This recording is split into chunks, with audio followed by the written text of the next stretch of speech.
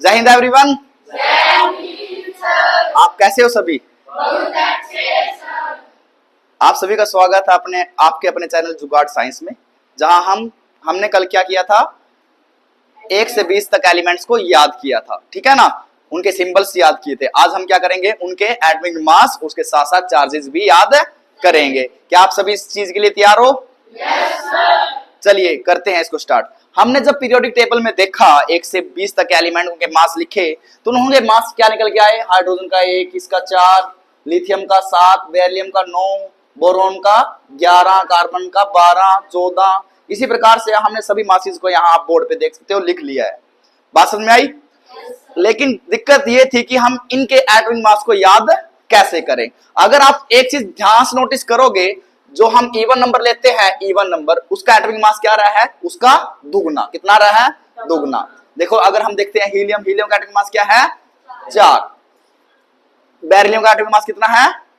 दुगने से एक अधिक है ना, दुगने से एक अधिक है ना। इसको हम एक्सेप्शन के लिए बाहर लिख लेते हैं, बेरियम को छोड़ दो। दूसरा कार्बन की बात करते हैं, कार्बन का एटॉमिक मास इवन नंबर है ना, कार्बन इवन नंबर वाले कैलकुलेट करेंगे हम। फिर उसके बाद ऑक्सीजन का मास 16, बिल्कुल सही आ रहा है, फिट आ रहा है। नियोन का 12 नंबर है, मैग्नीशियम का 14 नंबर, सिलिकॉन का 16 नंबर, सल्फर का 18 नंबर पे भी एक्सेप्शन आ रहा है, 40 का यस और नो, और 20 पे 40। तो अगर हम इवन नंबर के अकॉर्डिंग याद कर लें इसको, इवन नंबर जितने भी इवन नंबर में एलिमेंट आ रहे हैं उनका अगर हम डबल कर देते हैं तो हम क्या कर लेते हैं, उनके एटॉमिक मास को याद कर लेते हैं, ठीक है ना। अब रहेगी बात एक्सेप्शन की। एक्सेप्शन हम कैसे याद करेंगे? हमने देखा कि बीई बेरिलियम में एक्सेप्शन था और एआर आर्गन में एक्सेप्शन था। इसको याद करने की खुद ट्रिक क्या है? BEAR, bear. क्या है? बियर।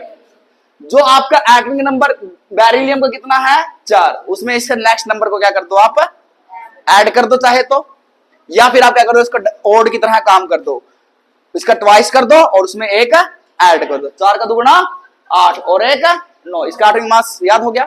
अब बात आई आर्गन की। आर्गन कैसे याद करेंगे? ए से आर्गन, ए से ऑलमोस्ट, ए से आर्गन, ए से ऑलमोस्ट। ऑलमोस्ट मतलब कि कितना? 40। कितना? 40। याद रहेगा ना? ठीक है, हो गया। अब हम बात करते हैं ऑड नंबर की। हाइड्रोजन को आप खुद से याद करोगे, हाइड्रोजन का एटॉमिक नंबर भी 1 है, उसका मास नंबर भी 1 है, ये सारा एक ही है, ठीक है ना भाई? ठीक है। अगर अब तीसरे नंबर पे आता हम लिथियम। लिथियम में क्या है?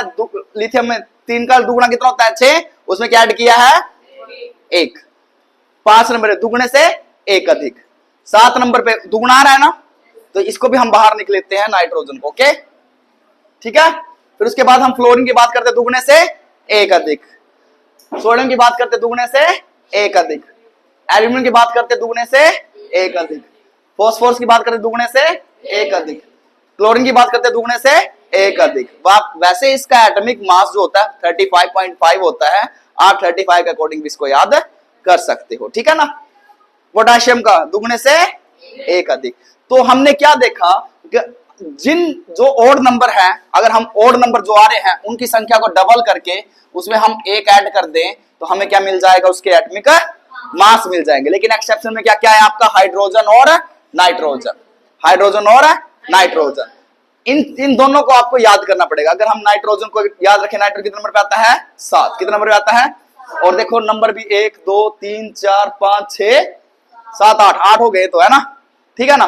तो इसमें देखो नाइट्रोजन 7 नंबर पे आता है, इसका क्या कर दो आप? डबल कर दो। नाइट्रोजन का क्या कर दो? डबल। देखो ये क्या कर रहा था? बेरिलियम ने नाइट्रोजन को का केस लिया। बेरिलियम में क्या किया? इसने ओड वाला सारा सिस्टम दिखाया। कैसे दिखाया? कि इसको अगर आप डबल करके 1 कर दो, यस और नो, तो ये क्या करेगा? ये उसका क्या लेगा? बदला ले रहा है। ये इवन वाला सिस्टम दिखा रहा है, 7 का दुगुना 14 हो गया, ठीक है ना, ठीक है ना। इसको याद कैसे करेगा? BEN, बेन एक दूसरे के क्या होते हैं? उल्टे। बेन एक दूसरे के क्या होते हैं? उल्टे। BEN। अगर ये ओड का सिस्टम दिखाएगा तो ये किसका दिखाएगा? इवन का। क्या आप इसको याद कर सकते हो ऐसे? यस और नो। रह गया क्या? हाइड्रोजन तो भाई एक ही रहता है, इसको कैसे याद करेंगे? हाइड्रोजन तो हमेशा एक ही रहता है। रह गया क्या? आर्गन। आर्गन हमेशा ए से आर्गन, ए से ऑलमोस्ट कंप्लीट। कितना होगा ये?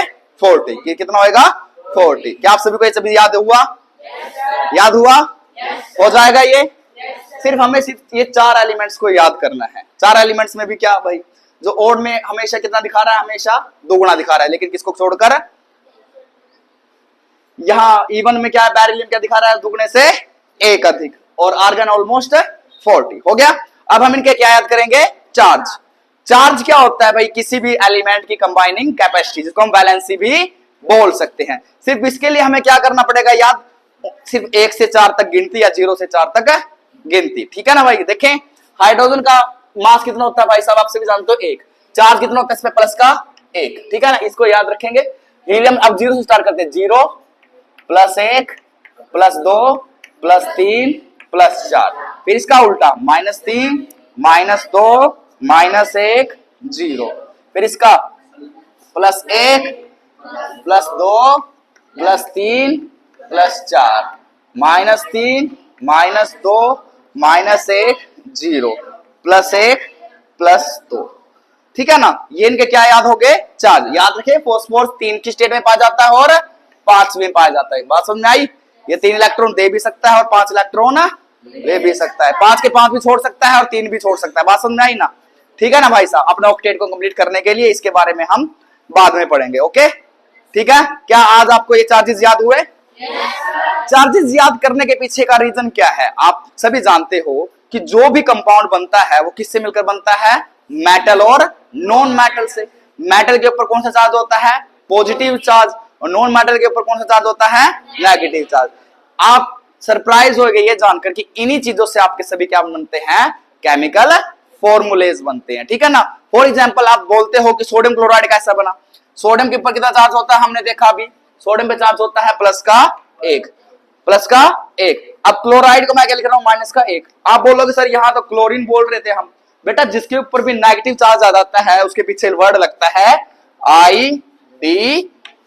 क्या वर्ड लगता है, तो ये क्या हो गया, क्लोराइड। क्या बन जाएगा, सल्फर के ऊपर अगर मैं नेगेटिव है तो इसके ऊपर क्या लग जाएगा, IDE, तो क्या बन जाएगा, सल्फाइड। क्या बन जाएगा, ये फ्लोरीन के ऊपर पीछे लगा दूं अगर मैं IDE तो क्या बन जाएगा, फ्लोराइड। क्या बन जाएगा, नाइट्रोजन के ऊपर IDE लगा दूं क्या बन जाएगा, ये नाइट्राइड। और देखो, और तो ऑक्सीजन के पीछे IDE लगा देता हूं तो क्या बन जाएगा, ऑक्साइड। तो इस प्रकार से सभी फॉर्मूले आप बनाओगे।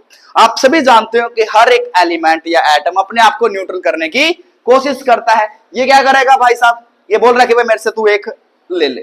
क्लोरीन के पास भी कितना चार्ज है, अब प्लस, अगर किसी को आप +1 देते हो और -1 करते हो, उसका मतलब 1 देना, किसी का 1 देना था और आपने उसको दे दिया, तो अब आपको किसी को कुछ देना तो नहीं है, देना है क्या, ठीक है ना। मतलब +1 और -1 को अगर हम जोड़ देते हो तो क्या चार्ज बनेगा भाई, टोटल आउटकम क्या आएगा, 0। अब 0 मतलब न्यूट्रल, 0 मतलब न्यूट्रल। अब इसने इसको क्या कर दिया, न्यूट्रल कर दिया, और हमारे पास क्या बना, फॉर्मूला बना सोडियम क्लोराइड। क्या बना, सोडियम क्लोराइड। तो इस ऐसे ऐसे फॉर्मूले इनसे बनते हैं। अगर हम बात करते हैं एल्यूमिनियम क्लोराइड की, एल्यूमिनियम पे कितना चार्ज होता है भाई, देखो एल्यूमिनियम कितना चार्ज होता है, +3, और क्लोराइड पे कितना चार्ज होता है भाई, क्लोराइड पे कितना चार्ज होता है, -1। अब मेरी बात सुने, इसके पास कितना है, 3, इसके पास कितना है, -1। न्यूट्रल होने के लिए इसके पास कितना चार्ज होना चाहिए, कितना होना चाहिए, टोटल 3 चार्ज, यहाँ -3 होना चाहिए ना, तभी तो +3 में से -3 चले जाएगा और न्यूट्रल हो जाएगा, यस और नो। 1 क्लोरीन के पास कितना चार्ज है, -1। 2 क्लोरीन करूंगा तो -2, अगर यहाँ 3 क्लोरीन करूंगा तो 3 पे कितना चार्ज आएगा, -3। 3 से न्यूट्रल 3, क्या चार्ज बढ़ रहा है आपका, AlCl थ्राइस। इस प्रकार से आपका क्या फॉर्मूला बन गया, एल्यूमिनियम क्लोराइड का, ठीक है ना बेटा। Thank you very much. ये बात समझ में आई? कल हम सभी एलिमेंट्स के केमिकल फॉर्मूला बना के देखेंगे। इनके अलावा बहुत सारे आपके पास पॉलीएटॉमिक आयंस होते हैं, उनको भी हम याद करेंगे और उनके अनुसार हम अपना फॉर्मूला बनाएंगे, ठीक है ना। इसका जो योगदान होता है वो 9th क्लास और 10th क्लास दोनों में होता है, इसलिए आपको चाहिए कि इसको अच्छे से याद करें, इसको चार्ट बनाएं। Okay, thank you for watching.